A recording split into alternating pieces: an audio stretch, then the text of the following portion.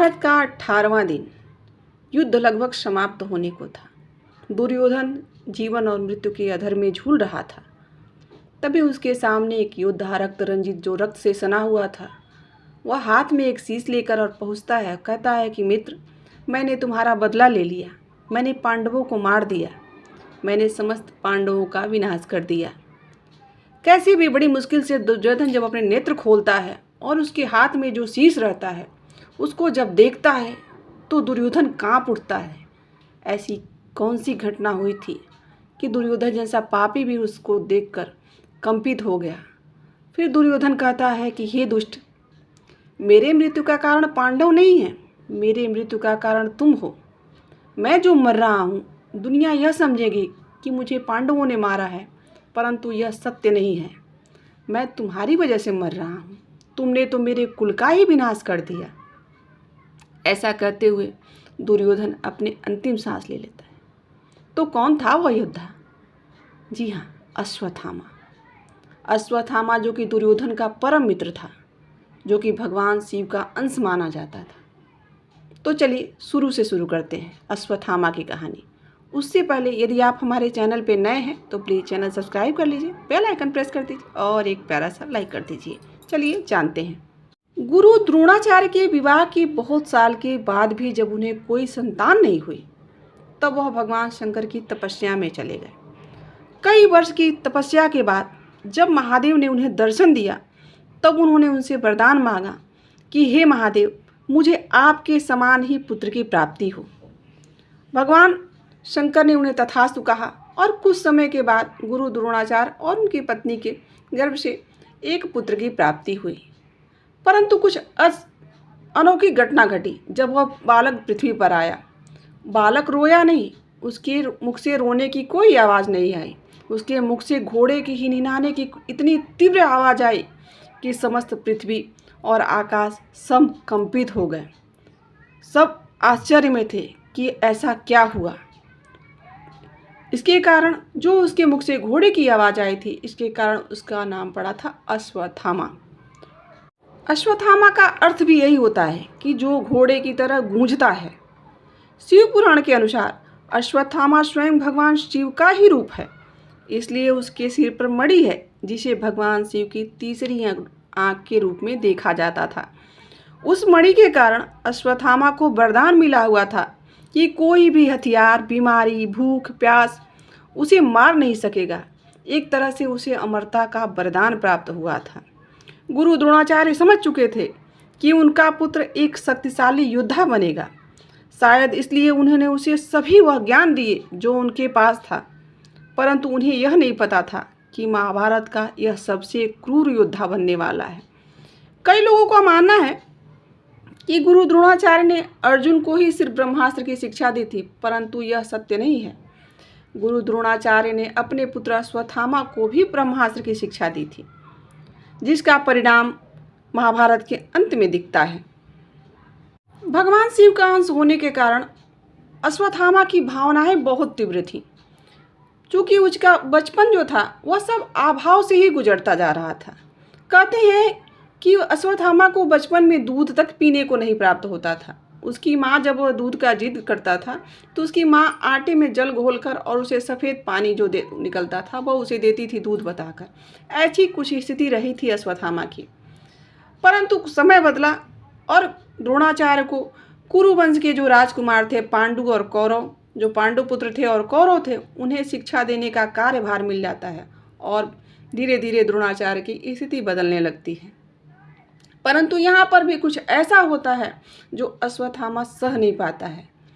अश्वत्थामा यह नहीं समझ पाता है कि द्रोणाचार्य का पुत्र होने के पश्चात भी क्यों उन्हें एक शिष्य मेरे से भी ज़्यादा प्रिय हो गया, जो कि अर्जुन थे। और यही अश्वत्थामा के अंदर पांडवों के प्रति ईर्ष्या भरता जाता है, जिसका फायदा दुर्योधन उठाता है और उसे गुरुपुत्र न मानते हुए उसे मित्र कह के संबोधित करता है। और जो स्थिति कुछ कर्ण के साथ रही होती है, वही स्थिति अश्वत्थामा के साथ भी होती है। कौरवों को एक और योद्धा प्राप्त हो जाता है, जो कि एक कुशल धनुर्धर और एक कुशल योद्धा होते हुए भी पाप कर्म की तरफ चला जाता है। सिर्फ एक ईर्ष्या के कारण उसे ऐसा लगता है कि द्रोणाचार्य उसी से ज़्यादा अर्जुन को मानते हैं, उससे ज़्यादा अर्जुन पर ध्यान देते हैं और दुर्योधन इसका भरपूर फायदा उठाता है। कहते हैं कि अश्वत्थामा एक कुशल योद्धा था, परंतु उसके पिता को इस पर विश्वास ही नहीं होता है। वह बार बार अर्जुन को ही सर्वश्रेष्ठ बनाने में लगे रहते हैं, सर्वश्रेष्ठ मानते हैं, जिसके कारण वह दुर्योधन के समर्थन में चला जाता है और दुर्योधन के साथ कौरवों के पक्ष में युद्ध लड़ने को तैयार हो जाता है। महाभारत के विराट पर्व के अनुसार युद्ध के पहले विराटनगर में एक भीषण युद्ध होता है जिसमें पांडवों की जीत होती है, लेकिन बहुत से लोग यह नहीं जानते कि उस युद्ध में दो कुशल धनुर्धर अर्जुन और अश्वत्थामा आमने सामने आए थे। दोनों के बीच भयंकर युद्ध हुआ है। अर्जुन की तरह अश्वत्थामा भी अपने तर्कस से एक से भरे एक तीर निकाल रहा था और सीधी रेखा में चला सकता था। उसने भी वही शिक्षा प्राप्त की थी जो अर्जुन ने की थी, परंतु जब अश्वत्थामा के तीर समाप्त हो जाते हैं तो वह पीछे हटने को मजबूर हो जाता है और उसमें पांडवों की जीत हो जाती है और अर्जुन उसमें जीत जाता है। महाभारत के युद्ध में अश्वत्थामा ने भीम, युधिष्ठिर, धृष्टद्युम्न और उन्हें कई बार हराया था। इससे भी बड़े बड़े योद्धाओं को उसने कई बार परास्त किया था। अश्वत्थामा ही एक ऐसा योद्धा था जो घटोत्कच और उसकी जादुई शक्तियों और उसके राक्षसों से नहीं डरता था। उसने उनसे सामना किया था और उन्हें हरा भी दिया था। अश्वत्थामा ही अकेले एक ऐसा शक्तिशाली योद्धा था जिसने कई बार बाणों की वर्षा करके पांडवों को उस युद्ध में पीछे हटने पर मजबूर किया था। उसने लगभग एक दिन में पांडवों के 1 लाख सैनिक मारे थे। अपने पुत्र जिस समय अभिमन्यु की मृत्यु होती है और अर्जुन प्रतिज्ञा लेते हैं जयद्रथ को मारने के लिए, उस समय अश्वत्थामा ही एक ऐसा रहता है जो जयद्रथ को बचाने का पूरा प्रयास करता है और अर्जुन से अंत तक भिड़ जाता है।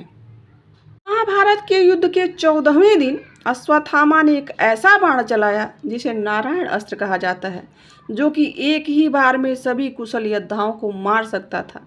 लेकिन उस समय भगवान श्री कृष्ण ने सभी सैनिकों को अपने हथियार छोड़कर और उन्हें जमीन पर लेट जाने को कहा था, जिसके कारण वह अस्त्र असफल रहा और ऐसा माना जाता है कि उसके बाद अश्वत्थामा जैसे क्रोध से भर उठा था। उसके क्रोध की सीमा ही नहीं रही थी।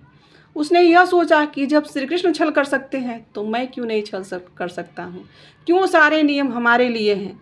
श्री कृष्ण इतने बड़े योद्धा और इतने रणनीतिकार इतने बड़े होकर और वो छल कर सकते हैं तो मैं भी कर सकता हूँ। महाभारत के 14वें दिन युद्ध का जब शुरुआत हुआ, उस दिन कौरवों ने अपनी सबसे बड़ी ताकत खो दी। भीष्म पितामह सरसैया पर लेट गए और उसके बाद कौरव सेना का नेतृत्व गुरु द्रोणाचार्य को दिया गया था। गुरु द्रोणाचार्य जो कि ज्ञान और शक्ति के सामने उनके कोई नहीं टिक सकता था।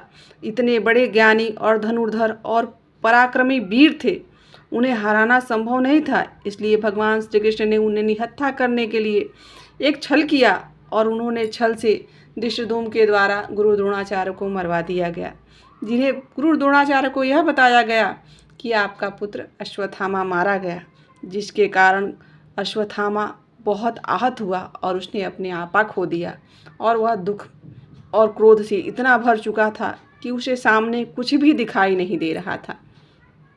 परंतु उसके पश्चात भी जब सभी एक एक करके सभी योद्धा मारे जा रहे थे, तब भी अश्वत्थामा ने अपने आप को समेटा और उसने संधि का प्रस्ताव रखा, क्योंकि वह अपने सबसे अच्छे मित्र दुर्योधन को नहीं खोना चाहता था। लेकिन आखिर में क्या हुआ, वही हुआ। युद्ध के 18वें दिन अश्वत्थामा ने देखा कि महाभारत के युद्ध क्षेत्र में उसका मित्र दुर्योधन मृत्यु के संघर्ष कर रहा है। युद्ध के नियमों को तोड़ते हुए उसके जांघे पर प्रहार किया गया है और उसे हरा दिया गया है। उसने दुर्योधन को वचन दिया कि वह पांडवों को खत्म करके ही लौटेगा। फिर तो क्या हुआ, फिर एक और नियम तोड़े गए और रात्रि में ही अश्वत्थामा पांडवों के शिविर में पहुंचता है। अश्वत्थामा ने भगवान शिव की आराधना की और उन्होंने अश्वत्थामा को आशीर्वाद दिया, जिसके बाद अश्वत्थामा ने अपने रुद्र रूप में आकर और क्रोध से अपनी शक्तियों की सारी सीमाएं ही पार कर दी। देर रात्रि में वह पांडवों के शिविर में घुस गया और उसे जो भी मिला उसका शीश काटता हुआ चला गया और अकेले ही अश्वत्थामा ने धृष्टद्युम्न, शिखंडी जैसे महान योद्धाओं को मार दिया और पूरी पांडव सेना को नष्ट कर दिया। उस दिन तो जैसे वह रात्रि ही रक्त रंजित थी, उसमें सभी टेंटों में घुसकर आग लगा दी। कितने सैनिक सोए सोए ही मारे गए, सोकर जल गए, कितने उठ ही नहीं पाए, कितने भागते भागते मरे। अपने पिता की मृत्यु का जो बदला, उसके जो अंदर वो अग्नि जल रही थी, उसके साथ साथ उसने सारी जो उसने अन्याय होते अपने आँख सामने देखा था, उन सभी को वह बदला लेने के लिए उतारू था। को मारने के पश्चात वह अंत में एक छोटे से तंबू में घुस गया, जहाँ 5 लोग सो रहे थे। अंधेरे में अश्वत्थामा ने उन 5 लोगों को पांडव समझ लिया और पांडव समझकर उन्हें मार डाला, और फिर एक का शीश भीम का समझकर उसे काट कर अपने साथ दुर्योधन के पास ले गया। और खून से लथपथ अश्वत्थामा को एहसास हुआ कि उसने पांडवों को नहीं बल्कि उनके पुत्रों को मार डाला है। अगली सुबह जब पांडव अपने शिविर में पहुंचते हैं तो उनके अंदर दुख नहीं, उनके अंदर क्रोधाग्नि जल रही होती है।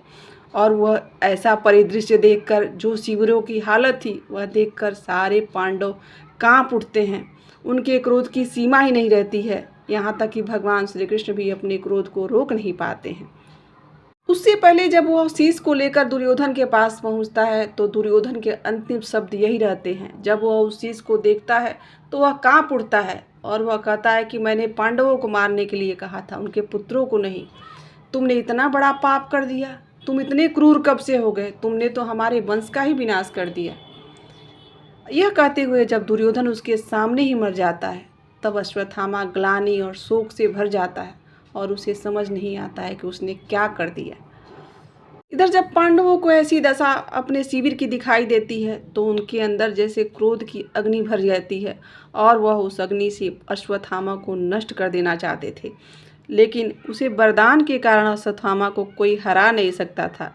एक महान युद्ध शुरू हुआ। अपने पिता की चेतावनी को नज़रअंदाज करते हुए अश्वत्थामा ने ब्रह्मास्त्र का उपयोग कर दिया, क्योंकि ब्रह्मास्त्र देते समय गुरु द्रोणाचार्य ने कहा था कि तुम इसका अनुचित उपयोग नहीं करोगे। इधर श्री कृष्ण ने अर्जुन को भी ब्रह्मास्त्र चलाने के लिए आदेश दे दिया। दोनों तरफ से ब्रह्मास्त्र का उपयोग हो गया और दोनों ब्रह्मास्त्र टकराने ही वाले थे कि उसी समय गुरु वेदव्यास जी आते हैं और कहते हैं कि हे मूर्ख, तुम लोगों ने यह क्या कर दिया है? ब्रह्मास्त्र रक्षा के लिए होता है, तुम लोगों ने तो उसे पृथ्वी के विनाश के लिए ही छोड़ दिया। वेदव्यास जी के समझाने पर अर्जुन अपना ब्रह्मास्त्र वापस ले लेते हैं, परंतु अश्वत्थामा कहता है कि मैं सिर्फ इसे चलाना जानता हूँ, इसे वापस लेना नहीं जानता हूँ। अब मैं इसे क्या करूँ? तब वेदव्यास जी कहते हैं कि तुम इसे दूसरी तरफ मोड़ दो, जिस तरफ कुछ अनुचित हो रहा है वहाँ जाएगा तो शायद इसका कुछ उचित उपयोग हो जाएगा। लेकिन उस समय भी अश्वत्थामा छल करता है और उस ब्रह्मास्त्र को उत्तरा के गर्भ की तरफ मोड़ देता है। कहता है कि यदि मेरा दोस्त, मेरा मित्र नहीं रहा दुर्योधन, तो मैं पांडवों के आखिरी वंशज को भी समाप्त कर दूँ। तब भगवान श्री कृष्ण अपने सुदर्शन चक्र को उस ब्रह्मास्त्र को रोकने के लिए उत्तरा के गर्भ की तरफ भेज देते हैं और फिर उत्तरा के गर्भ की किसी प्रकार से रक्षा होती है। उस समय भगवान श्री कृष्ण अत्यंत क्रोध में भरकर और अश्वत्थामा को श्राप देते हैं कि तुम्हारा शरीर रोगी हो जाएगा, तुम्हें कुष्ठ रोग हो जाएगा, तुम्हारे शरीर पे बड़े बड़े घाव हो जाएंगे, जिससे हरदम बदबूदार स्राव निकलता रहेगा, जिसे तुम्हारे पास कोई आना नहीं चाहेगा। और अर्जुन को आदेश देते हैं कि जो इसके मस्तक पर मणि है वह निकाल दो, और इस घाव से, जो इसके मस्तक से मणि निकाली जाएगी, इस पर जो घाव होगा वह घाव आजीवन नहीं भरेगा। ऐसा श्राप देते हुए और उससे मणि निकाल लिया जाता है। फिर अश्वत्थामा गिड़गिड़ाना प्रारंभ कर देता है कि हे दयानिधि, आप तो दया के सागर हैं, आप कैसे ऐसा कर सकते हैं, आप हम पे दया कीजिए। परंतु श्राप तो श्राप है, उसका कोई फल नहीं होता है, वह विफल तो होने वाला नहीं है। भगवान श्री कृष्ण कहते हैं कि जिस आशीर्वाद को लेके तुम इतना इतरा रहे थे कि तुम अमर हो, वही आशीर्वाद तुम्हारे लिए श्राप हो जाएगा। तुम मृत्यु को तरसोगे परंतु तुम्हारी मृत्यु नहीं होगी, न तुम्हें कोई खाना देगा, तुम भूख से व्याकुल रहोगे फिर भी मर नहीं पाओगे। तुम्हारी ऐसी स्थिति होगी कि तुम जब तक इस पृथ्वी पर रहोगे तब तक ऐसे ही भटकते रहोगे। इतना के बाद अश्वत्थामा बहुत गिड़गिड़ाता है। तब भगवान श्री कृष्ण कहते हैं कि जाओ, हमारे कल की अवतार की प्रतीक्षा करो, और तब तक तो तुम्हें इस श्राप को भुगतना ही होगा। तुमने इतना घोर पाप किया है जिसका कोई प्रायश्चित ही नहीं है। और ऐसा कहकर फिर अश्वत्थामा को छोड़ दिया जाता है। एक बार की बात है, 1192 मोहम्मद गोरी से प्रथम युद्ध के बाद जब महान योद्धा पृथ्वीराज चौहान जंगल में घूम रहे थे तो उन्हें बड़ा ही एक विचित्र आदमी दिखाई दिया। 12 फुट लंबा हिष्टपुष्ट आदमी, जिसे कुछ अजीब सी गंध आ रही थी। उसका पूरा शरीर बीमार लग रहा था और उसके सिर पर एक गहरा घाव था, जो मानो किसी ने उसे गहरी चोट पहुंचाई हो और उसका दिमाग निकल आया हो बाहर। 12वीं शती में लिखी गई पुस्तक पृथ्वीराज रासो के अनुसार पृथ्वीराज चौहान एक बहुत ही ज्ञानी चिकित्सक भी थे। उन्होंने उस आदमी से कहा कि वह उसका घाव ठीक कर सकते हैं, लेकिन 1 हफ्ते के बहुत उपचार के बाद भी वह घाव बिल्कुल ठीक नहीं हुआ और वह घाव से जो रिसाव हो रहा था वो रिसाव ही हो ही रहा था। तब राजा पृथ्वीराज ने उससे पूछा कि क्या आप अश्वत्थामा हैं? तब बड़ी धीमी सी आवाज़ में उसने कहा हाँ, और फिर वह वहाँ से चला गया। इसी प्रकार से कई जगह अश्वत्थामा के देखे जाने और उनके होने के प्रमाण भी मिलते हैं। कई लोग मानते हैं कि वह आज भी इस पृथ्वी पर भटक रहे हैं और भगवान विष्णु के कल्कि अवतार की प्रतीक्षा कर रहे हैं कि उनका कलयुग की समाप्ति में सहायता करके अपने पाप से मुक्त होकर मोक्ष को प्राप्त कर सकें।